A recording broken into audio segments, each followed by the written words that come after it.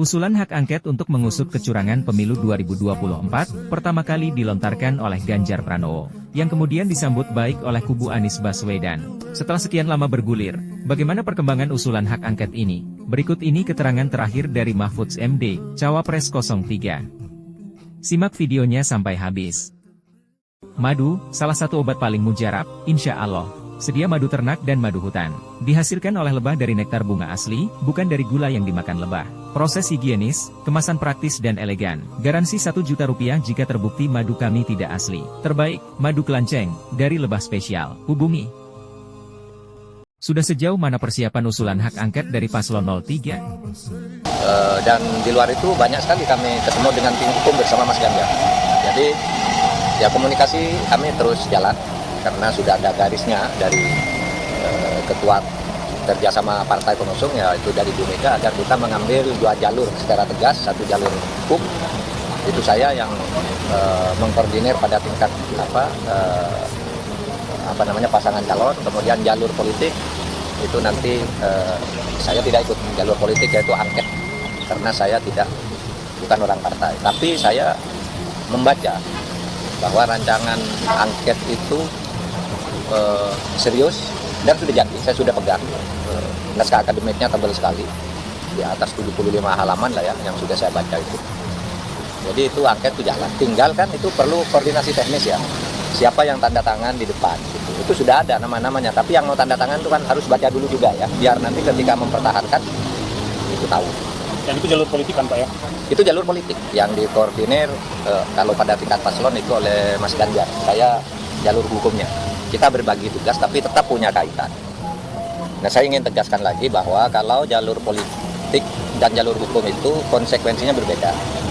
Kalau jalur hukum itu konsekuensinya adalah pemilu atau hasil perhitungan itu sah atau tidak, benar atau tidak, yang ditetapkan oleh KPU, yang ujungnya nanti mungkin satu pemilu diulang, pemilu didiskualifikasi, atau mungkin ini udah sah gitu kan. Itu nanti yang akan dipertarungkan di Mahkamah Konstitusi.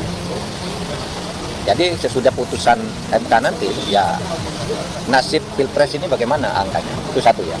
Kalau jalur politik itu angket, itu yang digugat adalah kebijakan pemerintah, bukan paslon, bukan kemenangan, bukan KPU yang dipersoalkan di angket itu, tapi kebijakan pemerintah di dalam pelaksanaan beberapa undang-undang ya, yang berimplikasi tentu saja dalam prakteknya terhadap pemilihan umum, tetapi tidak akan menafikan hasil pemilihan umum yang telah ditetapkan oleh KPU dan MK. Itu angket. Oleh sebab itu juga angket itu tidak ada kaitan langsung dengan pemakzulan.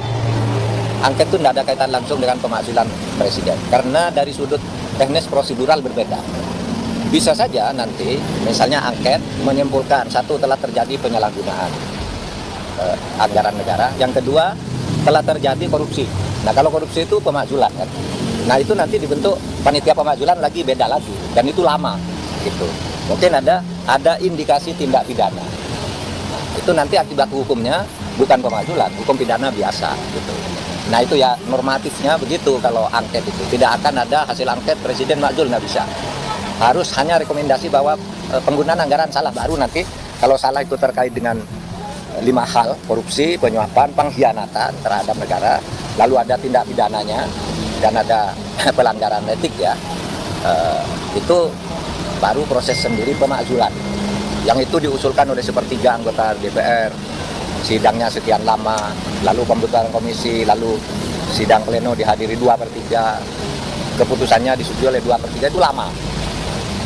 Oleh sebab itu angket yang sekarang ini tidak ada hubungan langsung dengan pemakzulan, tetapi bisa saja ada kaitan pidananya, yang itu tidak terikat waktu Oktober atau kapanpun. Kalau pidana itu kan lama ya, dan luar sana.